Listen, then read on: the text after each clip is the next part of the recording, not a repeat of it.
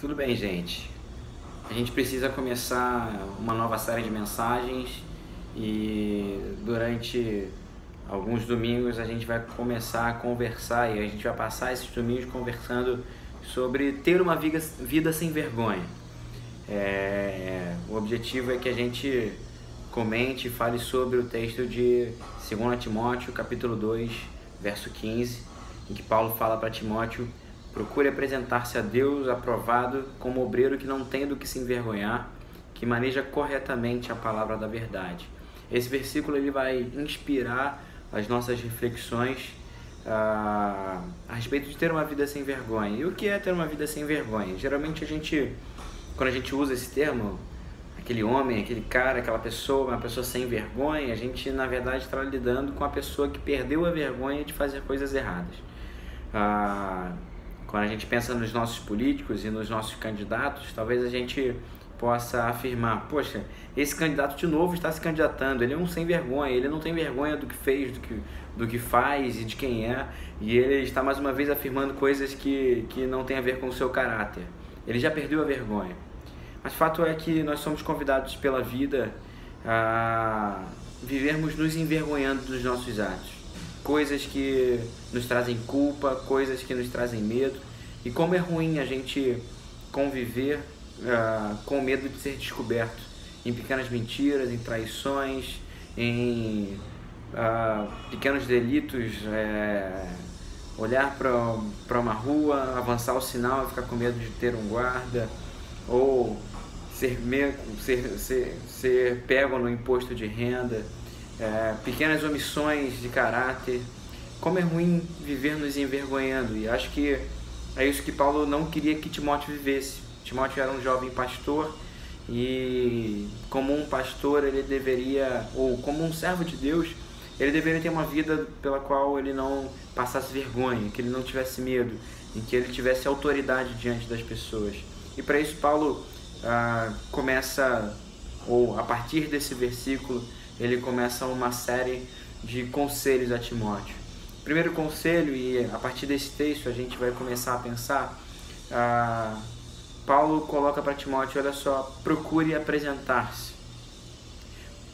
Quando a gente vai ver a tradução grega, o texto grego, na verdade, ou pode ser traduzido como apresse-se em apresentar-se. Ter uma pressa de nós estarmos diante de Deus de uma forma aprovada por Deus. Nós termos uma ansiedade de vida de acordarmos todos os dias querendo exalar o bom perfume de Cristo, querendo ser fiéis ao Senhor. Paulo está convidando Timóteo: olha só, de tudo que você tem na vida, de todos os objetivos que você tem na vida, como pastor, como homem, como, seja lá, como marido, como filho, como amigo, de todos os objetivos que você nasce, com o que você acorda no seu dia, você vai acordar todos os dias com o objetivo de se apressarem e se apresentar diante de Deus. Tenha pressa, tenha esse foco, tenha consciência de que você está diante do Senhor. Não perca a noção de que você está se apresentando diante de Deus. Paulo convida Timóteo para ir além da religião. Nós, por sermos evangélicos ou por sermos de uma igreja, há uma expectativa das pessoas pelo que nós devemos fazer. Por ser pastor, por ter algum cargo, ou por falar que trabalha em alguma área específica da igreja, as pessoas esperam coisas de nós. Fato é que Paulo está chamando Timóteo para ir além dos traços da religião. Ir além do que a sociedade espera é saber que nós estamos nos apresentando diante de Deus. Apresse-se em apresentar diante de Deus. Exclua antes de pensar em se apresentar diante das pessoas, antes de se apressar ou se preocupar com a avaliação das pessoas, você tem que ter uma certeza: você está se apresentando diante de Deus. É por isso que você não vai se preocupar com a infantilidade da fé. Por isso que a sua primeira preocupação não é somente com os pontos em comum ou com alguns pontos muito simples da fé, como eu não bebo, eu não fumo, eu não falo palavrão, eu não falo algumas coisas, eu não faço outras coisas, mas como a minha vida realmente tem agradado ao Senhor, como eu posso nesse dia servir ao Senhor, como eu posso me apresentar. E aqui vai a primeira pergunta: do show que você tem dado, da apresentação que você tem feito na sua vida, pensando que a sua vida é uma grande apresentação, o que Deus está vendo? Quando nós pensamos em nos apresentar diante do Senhor, ou quando nós pensamos em primeiro não nos envergonharmos de falarmos com Deus, será que temos esse sentimento?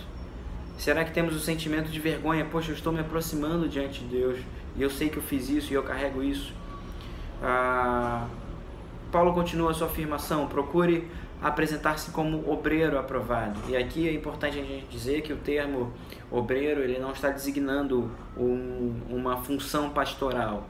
Obreiro é um trabalhador comum. A palavra grega significa um trabalhador comum, aquele que está no trabalho. Então, o objetivo é nós sabermos que estamos trabalhando.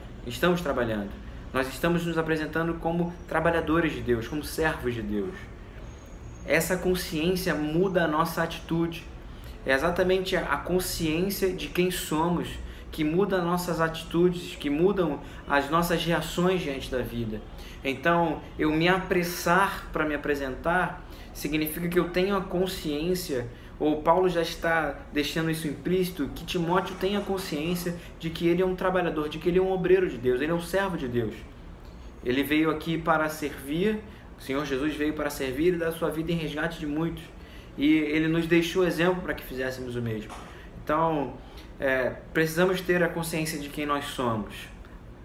Procure apresentar-se, ou apresse, tenha a ansiedade de se apresentar diante de Deus como obreiro, tendo essa consciência de que antes de tudo na vida nós somos obreiros, nós somos servos do Senhor, nós estamos aqui para agradar ao Senhor e para fazer a sua vontade. E a sua vontade não tem a ver somente com os traços morais. O que nos envergonha diante do Senhor, diante das pessoas, não tem a ver somente com o que fazemos de errado ou certo ou errado em termos morais e éticos, mas tem a ver, quando nós pensamos em ética diante do Senhor Jesus, não tem a ver somente com o meu comportamento moral e social, mas tem a ver com o meu comportamento diante das suas vontades. Será que o Senhor Jesus espera mais coisas de mim? Será que o Senhor Jesus, aquele que me capacitou com um dom, que me deu talvez um ministério, me fez participar de um ministério, tem se agradado de eu me omitir dentro daquilo que Ele espera de mim? Então, pensar além, pensar em se apresentar diante de Deus, é pensar além da pergunta: o que eu faço para ser bom? Não é somente essa pergunta que deve ser feita quando nós nos examinamos. Qual é a vontade de Deus para mim? Eu tenho vivido a vontade de Deus? Eu tenho sido fiel àquilo que o Senhor separou para a minha vida? O que eu vivo tem realmente total direção e direcionamento de Deus? Agora, para que a gente viva essa vida sem se vergonhar, e Paulo está deixando bem claro para Timóteo: olha só, você está diante de Deus, e você é um obreiro de Deus, e como obreiro de Deus você não pode se envergonhar. E como você faz isso? Manejando bem a palavra da verdade. Bem disse o Senhor Jesus em João capítulo 17, verso 17, que orando por nós, diz: santifica-os na verdade, a tua palavra é a verdade.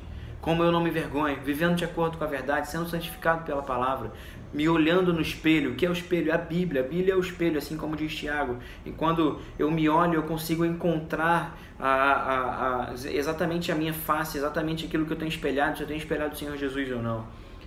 Esse é o convite de Paulo. Assim como o salmista afirmou: eu escondi a tua palavra no meu coração para não pecar contra ti.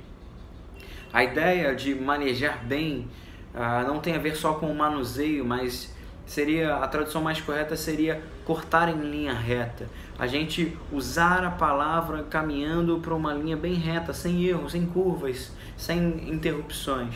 Esse é o chamado de Paulo para Timóteo. Aprenda a manejar a palavra de uma forma que você viva de uma vida, que você viva de uma forma correta, de uma forma reta, de uma forma sem interrupções. Agora, maneja bem a palavra da verdade. Ele usa duas palavras, logos e aletheia. Ele usa a mesma palavra que João usa ao dizer que no princípio era o verbo. Então ele usa a palavra, ou o verbo, ou o logos de Deus, a palavra de Deus, a expressão, a forma de se expressar de Deus, a forma de se comunicar de Deus, e a aletheia, a verdade suprema, a verdade absoluta. Não algo que é verdadeiro, mas a verdade.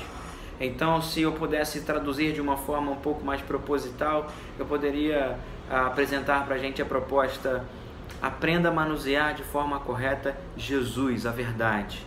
Aprenda a manusear Jesus na sua vida. Aprenda a viver Jesus na sua vida. Se você não quer ter do que se envergonhar, se você quer se apresentar diante do Senhor e diante das pessoas se você quer cumprir aquilo que o Senhor quer para a sua vida, se você quer viver uma vida leve, esse é o convite do Senhor Jesus para nós.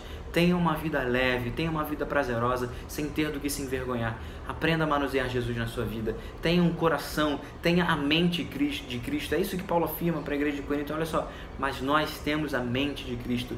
O Evangelho é loucura para o mundo, a verdade de Deus é loucura, a verdade do Evangelho, a nossa fé é uma loucura para o mundo, mas nós temos a mente de Cristo. E essa mente, esse coração que nós devemos e continuaremos a buscar todos os dias. Que Deus te abençoe, que a gente viva sem vergonha, que a gente aprenda a manusear Cristo na nossa vida, a andar em uma linha reta seguindo a Cristo, sendo igual a Ele, pensando igual a Ele, sentindo igual a Ele e vivendo, tendo atitudes iguais a de Cristo. Que Deus te abençoe, em nome de Jesus.